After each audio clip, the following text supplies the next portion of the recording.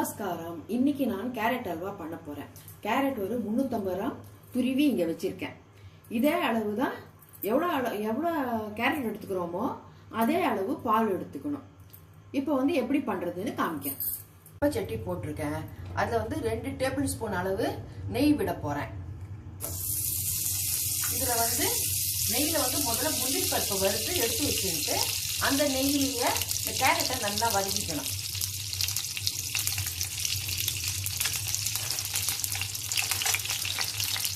முந்திரி பருப்பு போடுறேன்.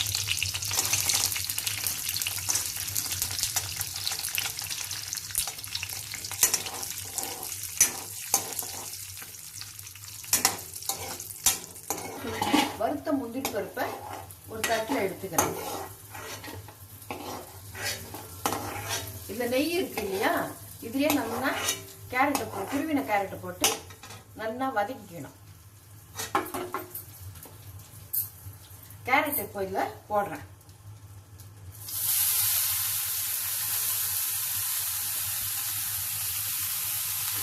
இதை வதக்கணும். இந்த பச்சை வாசனை போற வரைக்கும் வதக்கணும். நெய்யில கேரட் போட்டேன் இல்லையா, அதை நல்லா வதக்கிட்டேன். நல்லா 2 நிமிஷம் 3 நிமிஷம் மீடியமா வச்சு வதக்கிட்டேன். அந்த பச்சை வாசனை போயிடுத்து. இப்ப பால் விட போறேன். இந்த பால்லயே அந்த கேரட் வேகணும். வெந்த பிறகு சர்க்கரையை போடணும். பால் விட்டோமா,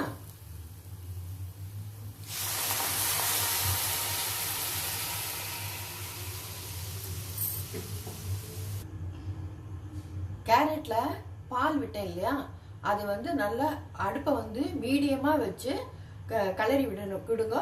அது நல்லா வெந்த பிறகு சர்க்கரை போடணும். கேரட்ல பால் விட்டேன். அது 3 நிமிஷம் ஆகுது. கிளறி விட்டு மீடியமா வச்சு கிளறி விட்டேன். பால் நல்லா இப்ப வத்திடுது. ஓரெல்லாம் கோவா, அந்த பால் கெட்டியாகி ஓரெல்லாம் கோவாவா வருது. அதை எப்படி கரண்டியாலேயே மெதுவா தள்ளி அந்த கேரட்லயே சேர்த்து விடணும். அது நல்லா கெட்டியான பிறகு சர்க்கரையை போடணும். கேரட் பால்ல நல்லா வெந்துடுது. இப்போ சர்க்கரை போடணும். சர்க்கரை கேரட் எவ்வளவு எடுத்தோமோ அந்த அளவு பால் எடுத்தோம். சர்க்கரை அதுல பாதி எடுத்தா போறோம். 1/4 கிலோ போடுறேன் சர்க்கரை.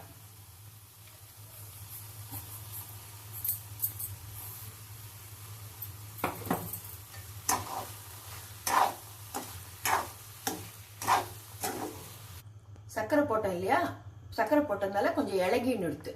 இப்போ இது கெட்டியா ஆகிற வரைக்கும் சின்னதா வைக்கும். அடி பிடிக்காம சின்னதா வச்சு கிளறி விடணும். கிளறி விட்டோம்னா நல்லா இப்போ கெட்டியா எடுத்துக்கலாம்.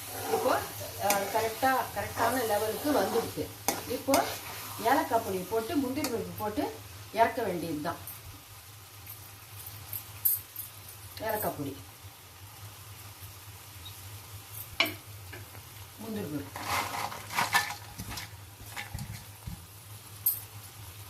இப்போ கேரட் அல்வா ரெடி.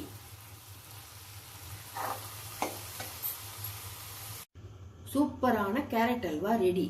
எப்படி இருக்குன்னு பண்ணி பார்த்துட்டு கமெண்ட் பண்ணுங்க. மறக்காம சப்ஸ்கிரைப் பண்ணுங்க. தேங்க்யூ.